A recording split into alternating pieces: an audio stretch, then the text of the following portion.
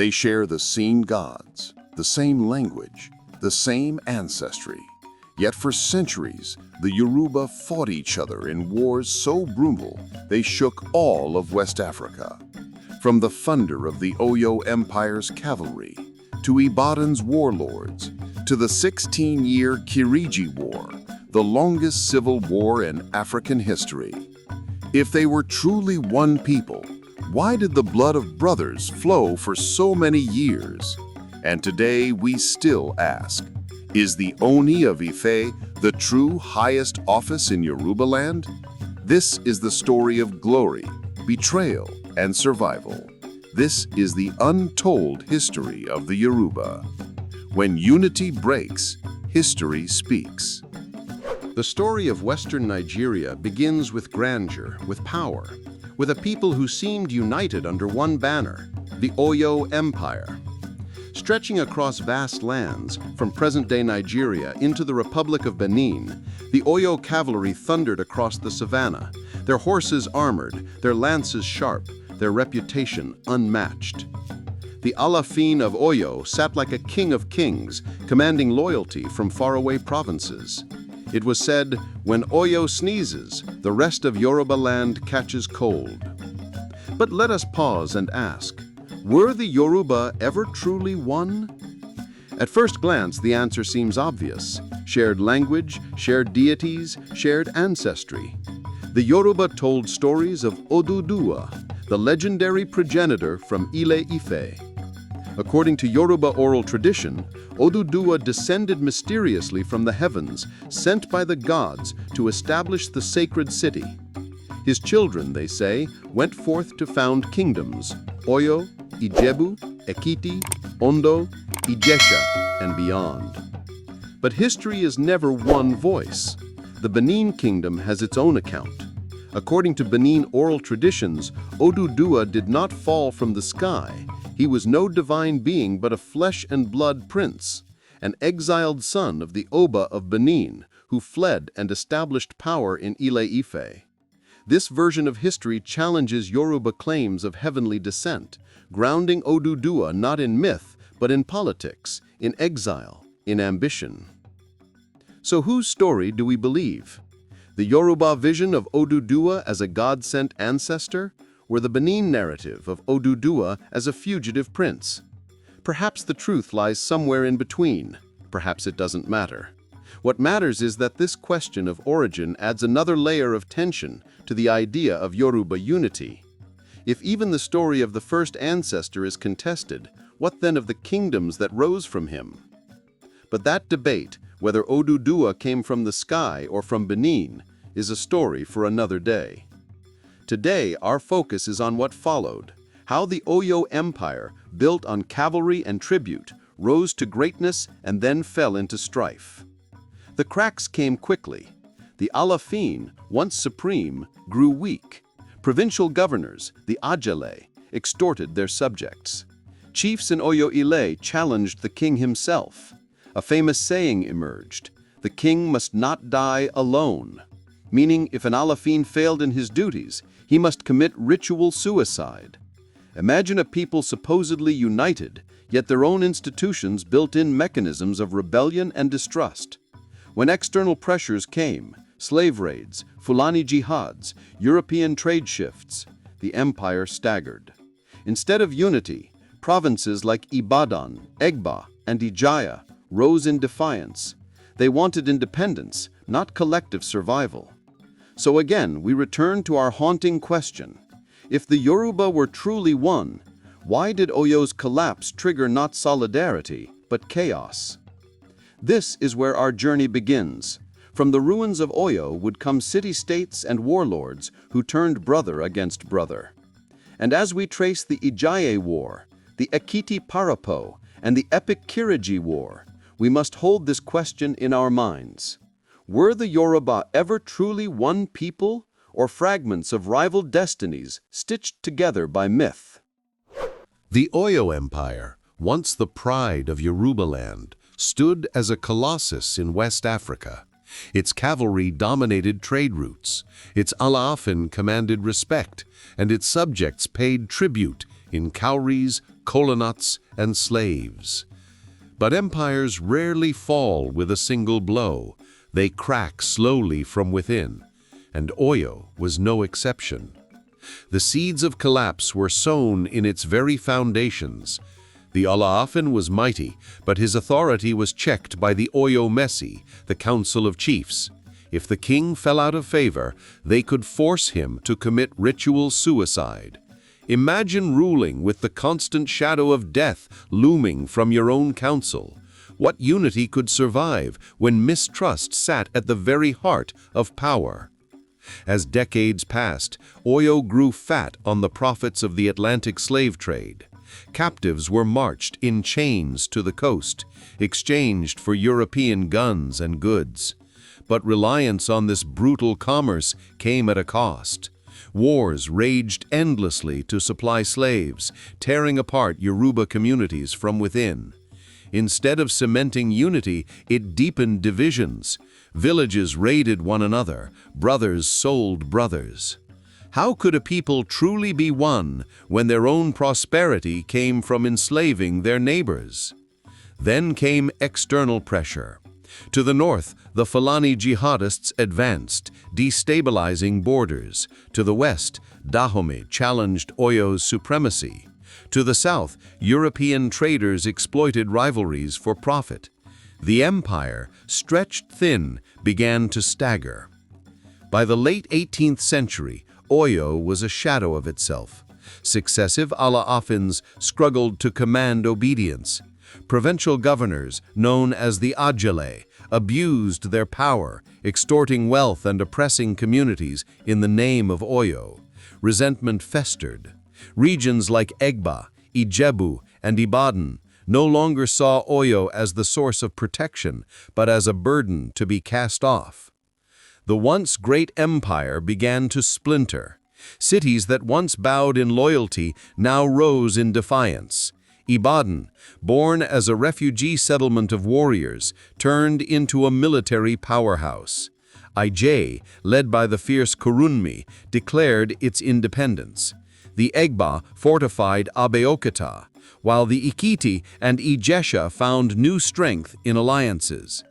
So, the question arises, if the Yoruba were one people, why did the fall of Oyo lead to rival city-states fighting for dominance rather than rallying to restore a common empire?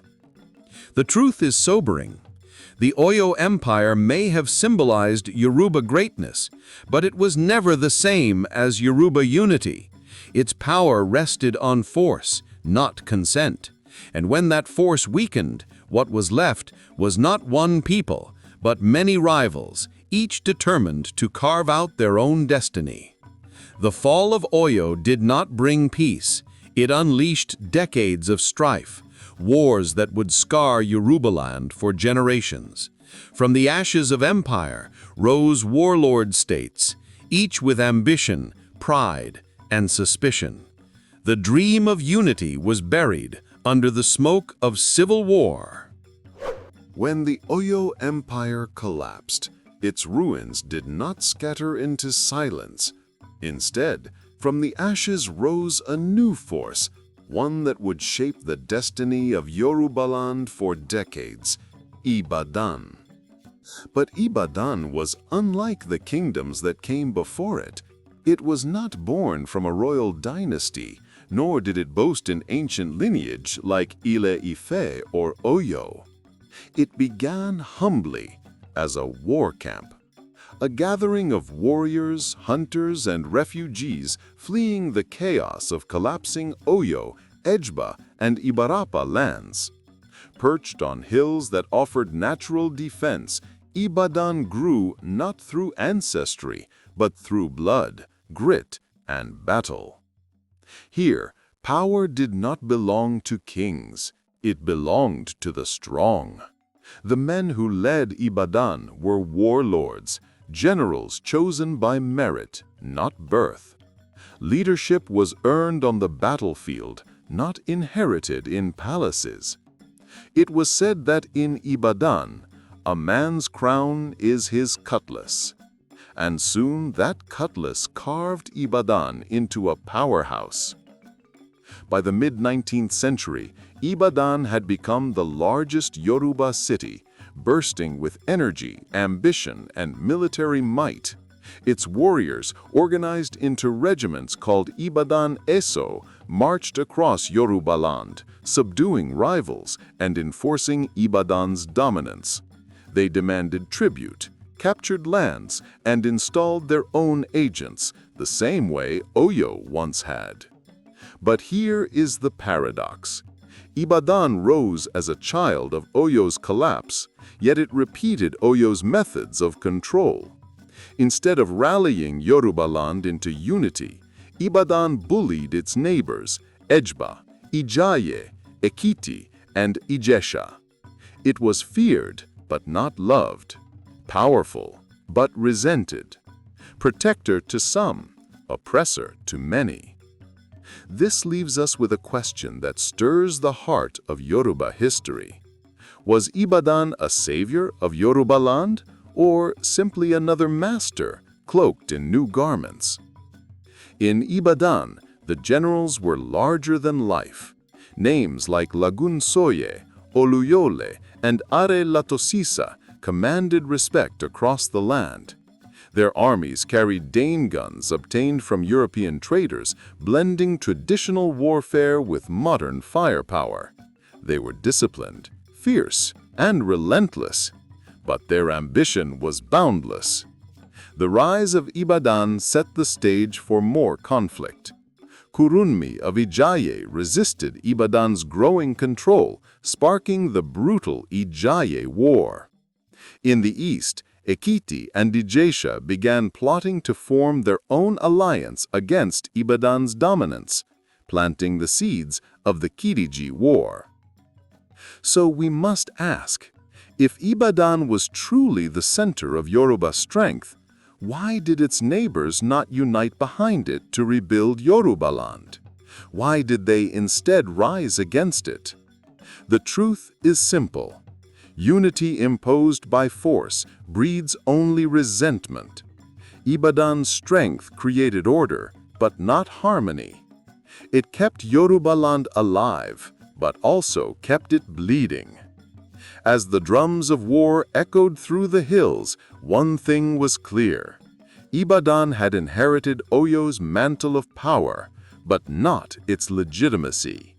And that legitimacy, or lack of it, would shape the bloody decades that followed. History remembers wars not just for their battles, but for the men who dared to defy the odds. And in Yoruba history, one such man stands tall, Kurunmi of Ijaye. Ijaye, a stronghold west of Ibadan, was more than a town. It was a vision. Kurunmi, its powerful leader, dreamed of an independent Yoruba state free from Ibadan's growing shadow. He was fierce, uncompromising, a warrior chief who commanded loyalty with iron discipline.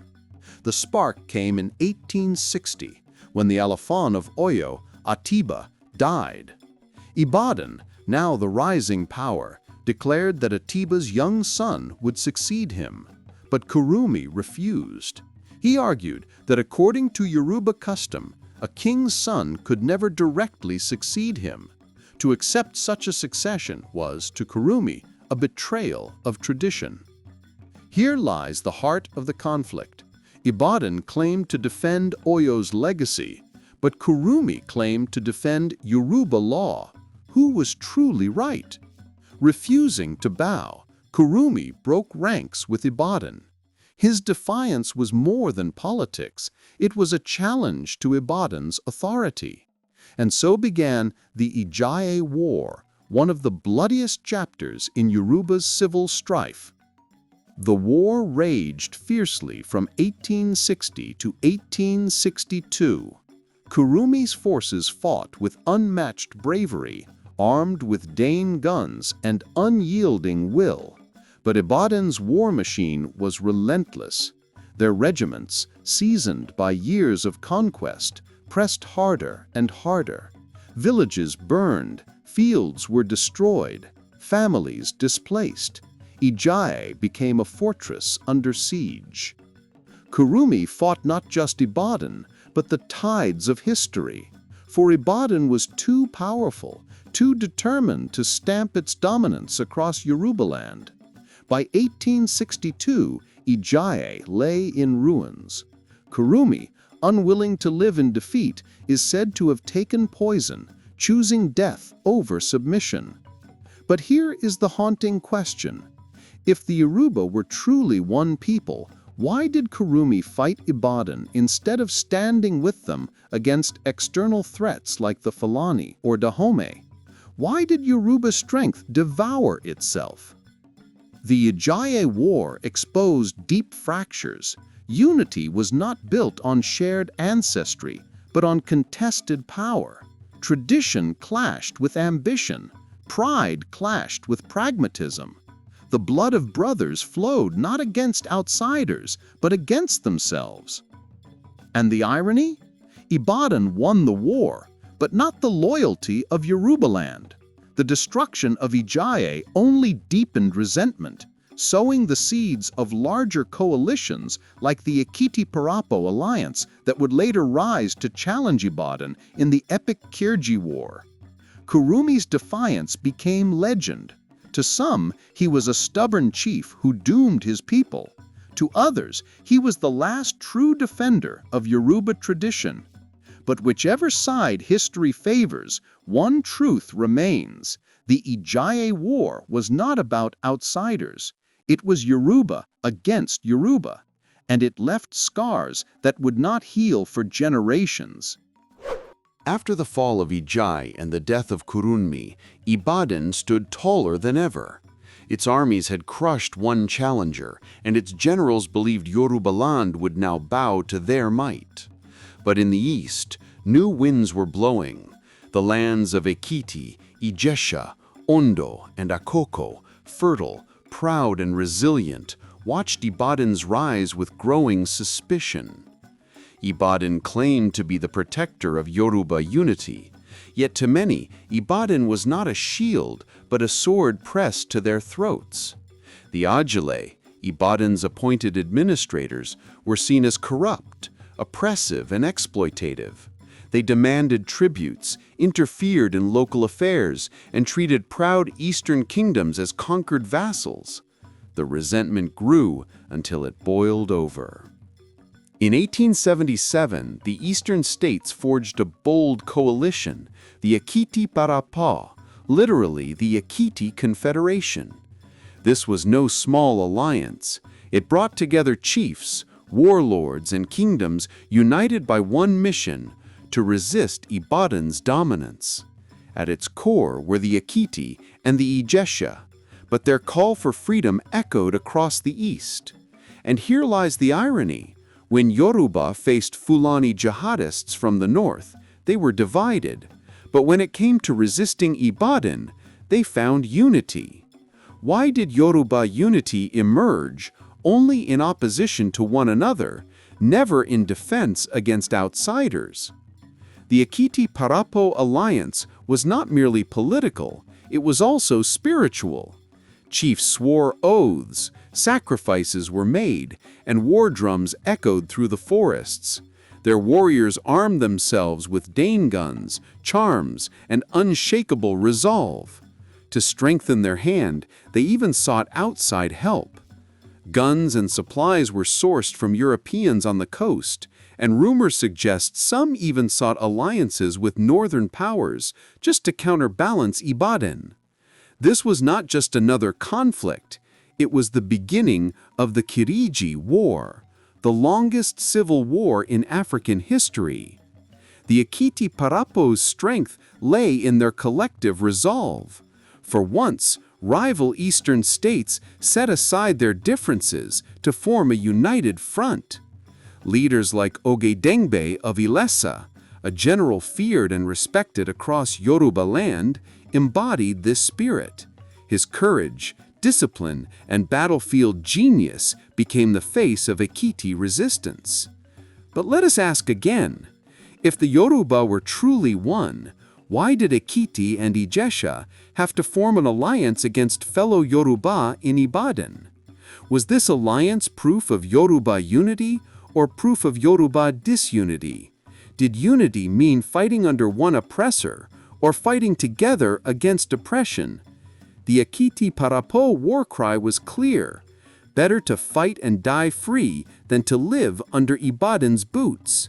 Their resistance shook Yorubaland to its core. For the first time, Ibadan met an enemy it could not easily crush. And so the stage was set. The hills and forests of Yorubaland would soon thunder with gunfire, smoke, and blood. The Kiriji War had begun, and it would last not for years, but for decades. When the first shots of the Kiriji War rang out in 1877, no one imagined it would drag on for 16 long years. 16 years of fire, smoke, and blood, brother against brother, Yoruba against Yoruba. The war took its name from the sound of the cannons. Kiriji, Kiriji. The thunderous echo rolled across the hills and forests of Ekiti and Ijesha, shaking the land with every blast. This was no skirmish. This was the longest civil war in African history and scarred Yorubaland forever. On one side stood Ibadan, the warlord city, determined to keep its dominance unchallenged. On the other side stood the Ekiti Parapo Alliance, Ekiti, Ijesha, Undo, Akoko, fighting to break free from Ibadan's grip. The Parapo army was no rabble.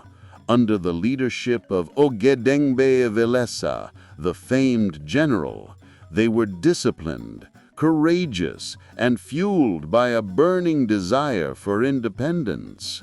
Ogedengbe, tall, broad, and fierce in leopard skin, was the embodiment of resistance.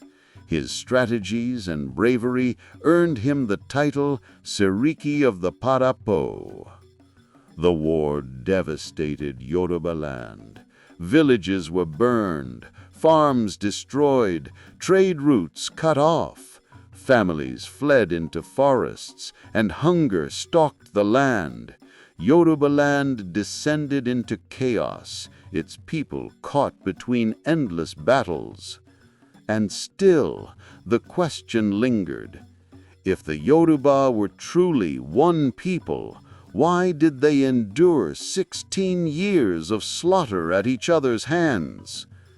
The American Civil War lasted 4 years, but Yoruba blood spilled for nearly 2 decades.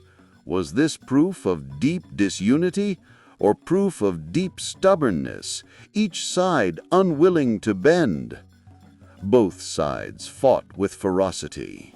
The Ibadan forces, veterans of countless campaigns, sought to crush resistance swiftly. But the Parapo, fortified by their rugged terrain and fierce resolve, refused to yield. They used guerrilla tactics, ambushes, and the forests as their shield. European guns added fuel to the fire.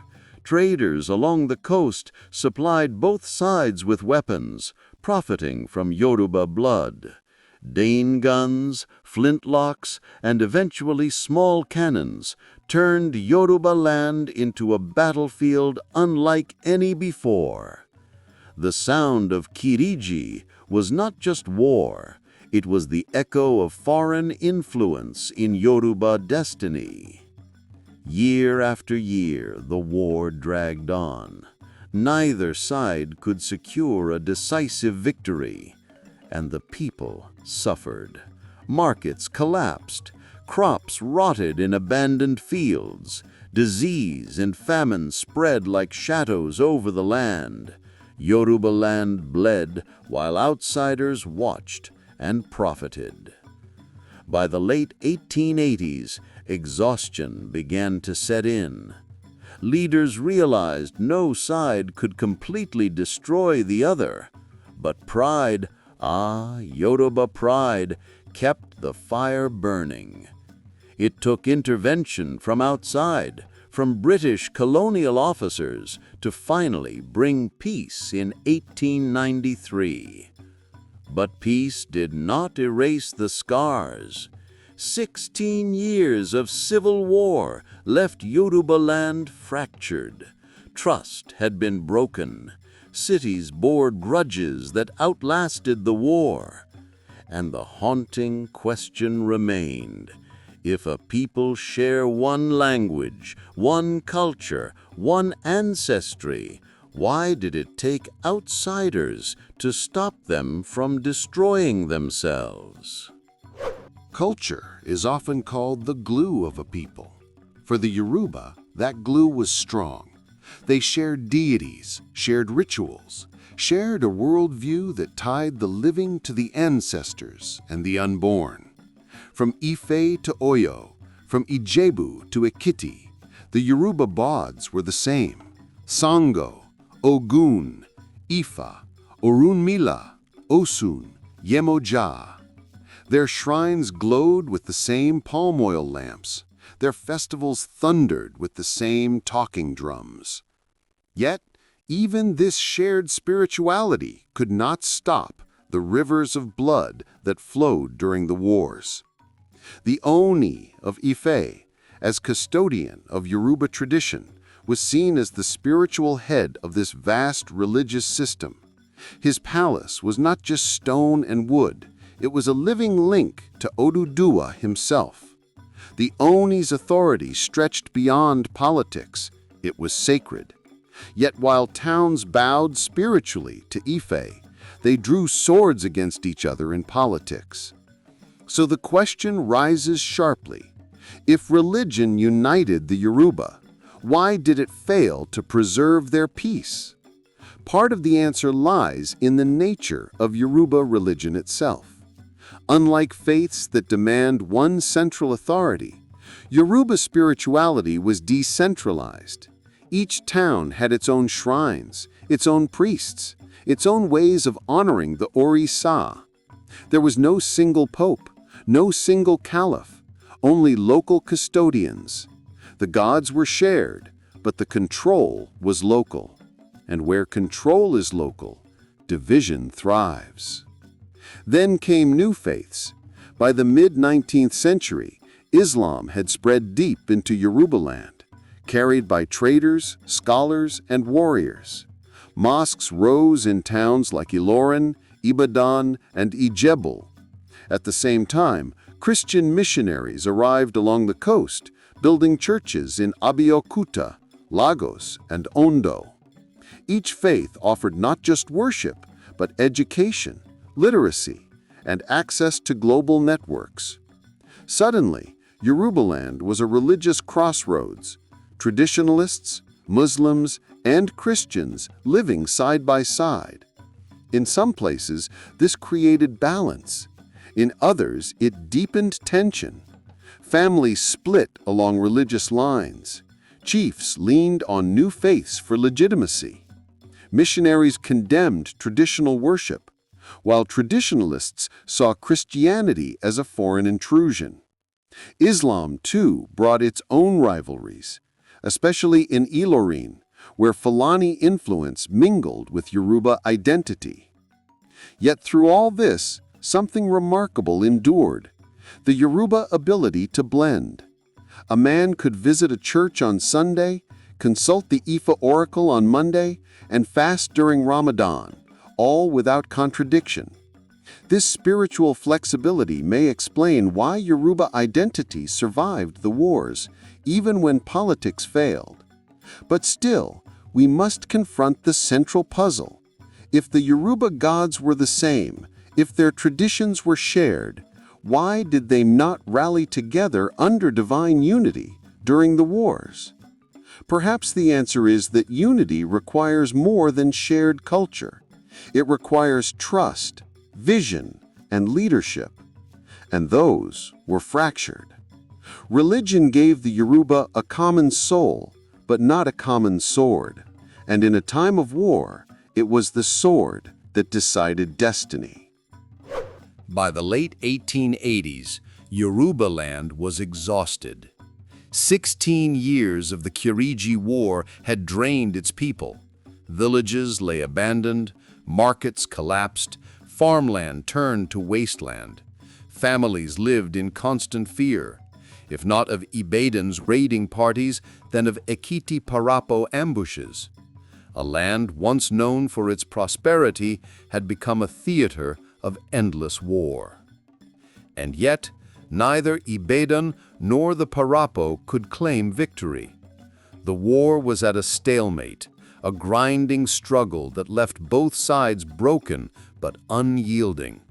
Pride would not allow either to surrender. So who would end the bloodshed? The answer came not from Yoruba warriors, but from outsiders, the British colonial officers. By the late 1880s, the British had entrenched themselves along the West African coast. Lagos was annexed in 1861, and Abeokuta had already signed treaties. To the British, Yorubaland's civil wars were not noble struggles for freedom. They were obstacles to trade. Palm oil, cocoa, and other goods could not flow if roads were blocked by war. Peace, therefore, was not a gift, it was a business strategy. In 1886, colonial officers began mediating between Ibadan and the Ekiti Parapo. They convened talks, pressured chiefs, and dangled promises of trade and stability. Some Yoruba leaders, weary of endless battles, were willing to listen.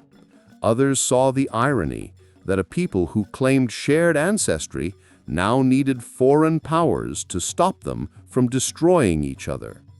By 1893, the Pax Britannica descended on Yorubaland. Treaties were signed under colonial supervision, declaring the end of hostilities. Warriors laid down their Dane guns not because they chose peace, but because the British made peace profitable and further war impossible. But here lies a painful truth. If the Yoruba were truly one, why did it take outsiders to silence their guns? Why did a land that birthed Oduduwa, that shared language, culture, and gods, require the hand of colonial power to settle disputes? The answer is sobering. The wars had drained not just lives, but trust. Yoruba chiefs could not trust one another to keep peace. Every treaty among them had broken down before. The British were the only neutral party strong enough and self-interested enough to impose order. But that order came at a price. By welcoming colonial mediation, Yoruba leaders unknowingly opened the gates to colonial domination. The treaties that ended the Kiriji War also paved the way for the British protectorate system. By 1900, Yorubaland would be fully absorbed into the framework of colonial Nigeria. So peace came, but it was not the peace of unity. It was the peace of submission. And once again, the haunting question echoes: were the Yoruba truly one people if their greatest war could only be ended by the intervention of strangers?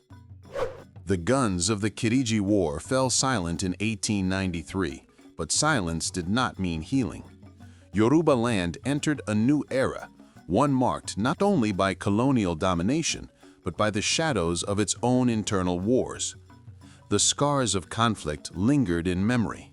Ibadan, though victorious in earlier battles, never fully commanded the loyalty of its neighbors.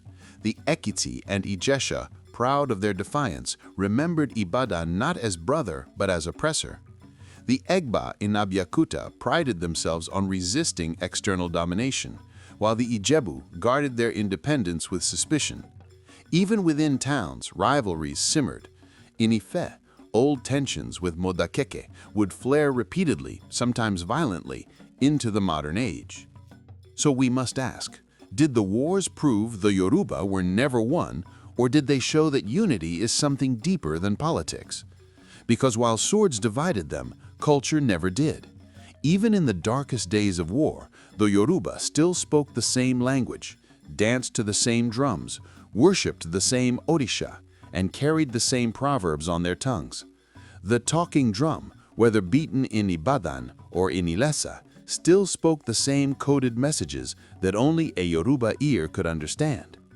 The paradox of Yoruba identity is this: unity survived not through politics, but through culture. A man might curse Ibadan with one breath, but sing an oriki that praised Odudugwa in the next. Women might mourn sons lost in the Kiriji War, but still braid their daughters' hair with the same ancestral patterns. Markets, even disrupted, still bound Yoruba towns together in the exchange of food, cloth, and ideas. Colonialism reinforced this paradox. The British drew boundaries not by Yoruba consensus, but by imperial convenience. Yet within those artificial lines, the Yoruba identity hardened. In Lagos, Ibadan, Abeokuta, and Ondo, Yoruba newspapers emerged in the early 20th century, written in both English and Yoruba. Intellectuals like Herbert Macaulay and later Obafemi Awolowo appealed not only to Nigerians, but to the pride of the Yoruba nation. The wars of the 19th century became both a wound and a lesson. But the grudges did not vanish. Ibadan-Ijebu rivalries echoed in trade disputes. Ife-Modakeke tensions reappeared in violent clashes well into the 20th century. Even in politics, Yoruba unity sometimes fractured along old fault lines. And yet when faced with outsiders, whether colonial masters or other ethnic rivals in Nigeria, the Yoruba closed ranks, speaking with one voice. So again we ask, what does it mean to be one people? Is it to never fight? Or is it to always return to a shared identity despite fighting? The Yoruba legacy teaches us this: unity is not the absence of conflict, but the survival of a common soul. Yorubaland may have been torn by wars, but it was never broken beyond repair. Its culture endured, and through culture, its people remained bound, divided in politics, but united in spirit. From the thunder of Oyo's cavalry to the fire of the Kiriji cannons, from the defiance of Kurunmi to the wisdom of the Ooni of Ife, the story of Western Nigeria is one of greatness and contradiction. A people bound by language, culture, and ancestry, yet divided by power, ambition, and pride. We have seen the rise of Oyo when the Alaafin ruled as the king of kings. We have seen its fall when governors and chiefs turned against the throne. We have followed Ibadan, the warlord city that rose from refugees to overlords. We have heard of Kurunmi, who chose death over surrender. We have marched with the Ekiti Parapo, who forged an alliance to resist domination.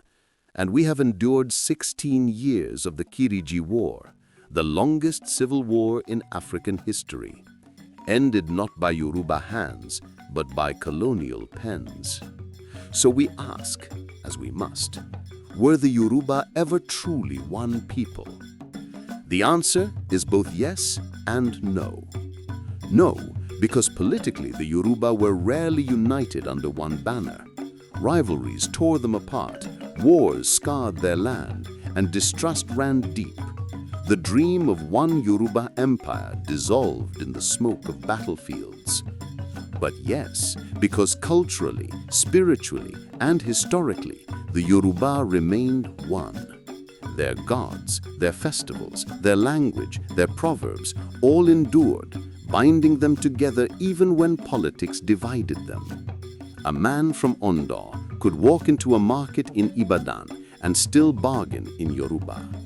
A woman from Ekiti could sing a lullaby in Ijebu and it would still be understood. The talking drum beat one message across all towns: we are different, but we are the same. The wars proved a bitter lesson. Unity forced by power collapses. Unity rooted in culture survives.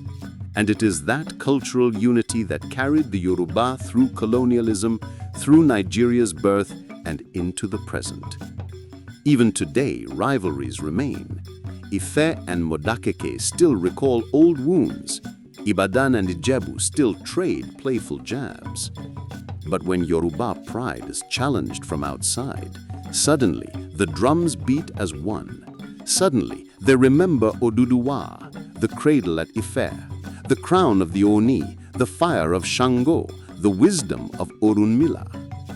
So the final question for us, and for you, the viewer, is this. What makes a people one? Is it never fighting? Or is it surviving the fights, yet still carrying the same identity? Western Nigeria, the land of the Yoruba, may not have known perfect unity, but it has always carried a shared destiny, and that, perhaps, is what truly makes them one. From Oyo's glory to the fire of Kiriji, the Yoruba story is one of greatness, conflict, and survival. But the question remains, were they ever truly one people? Or is Yoruba unity a dream stitched together by culture, not politics? What do you think? Was Ibadan a protector or an oppressor? Is the Ooni of Ife the highest authority in Yorubaland? Drop your thoughts in the comments below. Hit like, tap subscribe, and share this documentary so more people can learn the untold story of Yoruba history. And always remember, when unity breaks, history speaks. Thank you for watching.